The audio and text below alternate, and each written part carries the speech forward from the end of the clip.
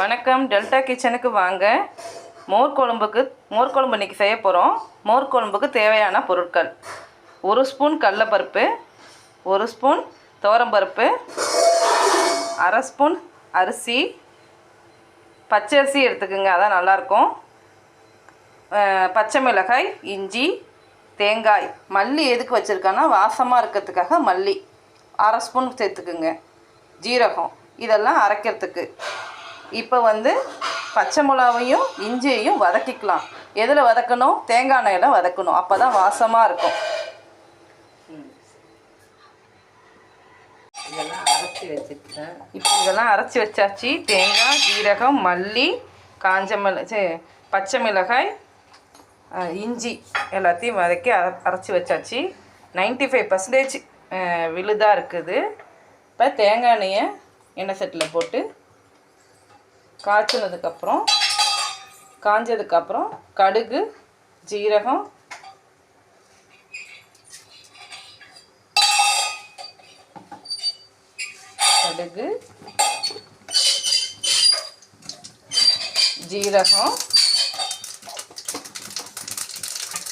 சின்ன வெங்காயம் கொஞ்சோண்டு,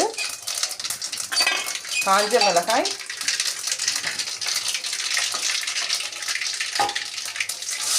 சின்ன வெங்காயம் கொஞ்சமாக, பெருங்காயத்தூள்,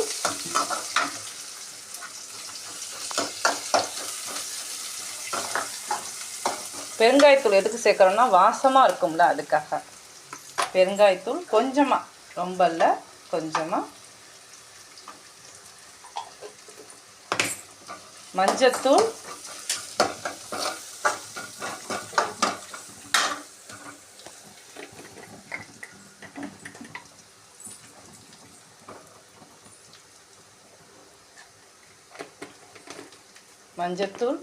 எல்லாத்தையும் சேர்த்து வதக்கிக்கிட்டு அந்த விழுது அரைச்சி வச்சுருந்தோம்ல அதை அதில் போடணும்.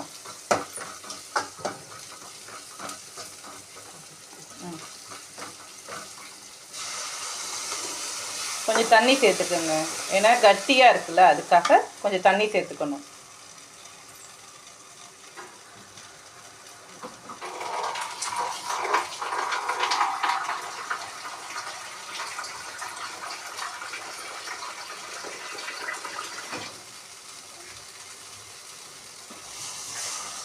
தண்ணி சேர்த்ததுக்கப்புறம் கொதி வந்ததுக்கப்புறம் தயிர் அடித்து வச்சுருக்கோம். தயிர் அப்படியே போட்டால் ஒரு மாதிரி திப்பியாக இருக்கும், அதனால் அடித்த தயிர் ஊற்றினா நல்லாயிருக்கும். உப்பு சேர்த்துங்க, தேவையான அளவு உப்பு.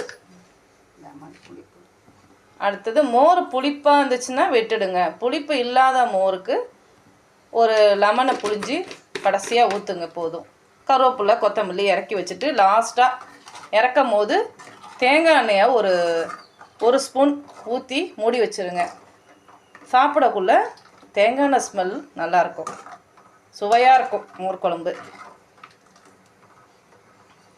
எல்லோரும் லைக் பண்ணுங்கள், சப்ஸ்கிரைப் பண்ணுங்கள், கமெண்ட் பட்டனை கிளிக் பண்ணுங்கள். அதை பண்ணவே மாட்டேறீங்க, பண்ணுங்கள். தேங்க்யூ. இப்போ லெமனை ஊற்றுங்க.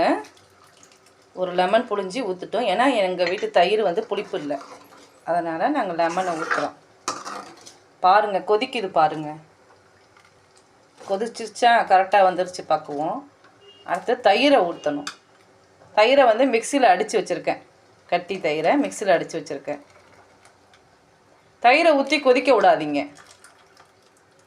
கொஞ்ச நேரம் அதை அடுப்பில் கிண்டி விட்டுட்டு கருவேப்பிலை, கொத்தமல்லி எல்லாம் போட்டுட்டு இறக்கி வைக்க வேண்டியதுதான்.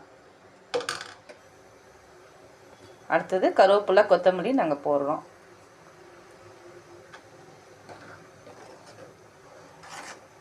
அடுத்தது என்ன பண்ணுறோம்? தேங்காய் எண்ணெயை ஒரு ஸ்பூன் ஊற்ற சொன்னேன்னே அதை ஊற்றுறோம். அப்போ தான் மணமாக இருக்கும். தேங்காய் எண்ணெய் வாசமும் தேங்காயும் மோர் குழம்பும் வாசமாக இருக்கும். பாருங்கள், மோர் குழம்பு எல்லோ கலர் அழகாக வந்துருச்சு. சூப்பராக இருக்குது மோர் குழம்பு வாசம், ஸ்மெல்லு. சரி, நெக்ஸ்ட் வீடியோவில் இன்ஸ்டன்ட் மோர் குழம்பு எப்படி செய்கிறதுன்னு நான் சொல்கிறேன். ஓகேவா? பாய்.